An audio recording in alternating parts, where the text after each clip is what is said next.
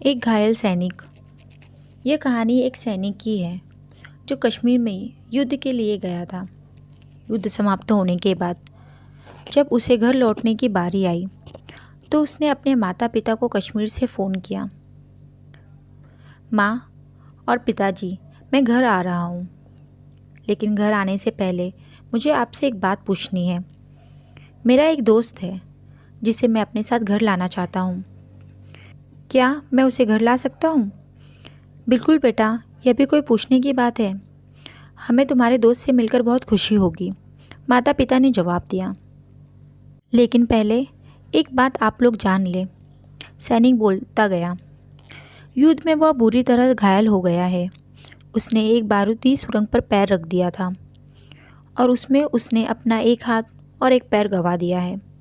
उसके पास कोई जगह नहीं है जहाँ वो जाकर रह सके, इसलिए मैं उसे अपने साथ रखना चाहता हूँ। उसकी यह बात सुनकर उसकी माँ बोली, बेटा, तुम्हारे दोस्त के बारे में जानकर बहुत बुरा लगा। हम उसे रहने के लिए कोई जगह तलाश करेंगे। नहीं माँ, मैं चाहता हूँ कि वो हमारे साथ रहे, सैनिक बोला। अब पिता ने कहा, लेकिन बेटा, तुम समझ नहीं रहे हो कि तुम क्या बोल रहे हो। इस तरह का अपाहिज व्यक्ति हमारे लिए कितना बड़ा बोझ होगा। हमारी अपनी ज़िंदगी है जीने के लिए, और हम नहीं चाहते कि इस तरह की कोई भी परिस्थिति हमारी ज़िंदगी में दखल दे। मेरे हिसाब से तुम्हें अकेले घर आ जाना चाहिए और अपने दोस्त को वहीं छोड़ देना चाहिए। वह ज़िंदगी जीने के लिए कोई ना कोई रास्ता निकाल ही लेगा। यह सुनकर उस सैनिक ने फ़ोन रख दिया। कुछ दिनों बाद उसके माता पिता को कश्मीर पुलिस से एक संदेश मिला, जिसमें उन्होंने बताया कि उनके बेटे की एक बिल्डिंग से गिरकर मौत हो गई है। पुलिस के हिसाब से यह एक सुसाइड केस था। दुखी माता पिता ने तुरंत ही कश्मीर जाने के लिए फ़्लाइट बुक कराई और वहाँ पहुँच गए।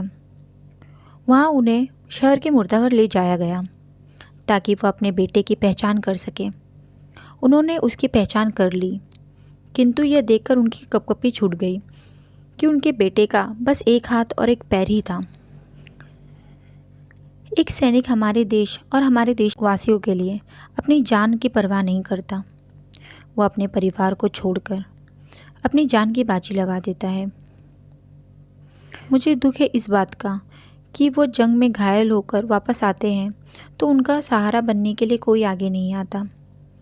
मुझे गर्व है हमारे देश के इस वीर जवानों पर, जो दिन रात गर्मियों में ठंडियों में सरहद पर अपने देश और देश रक्षा करते हैं। धन्यवाद।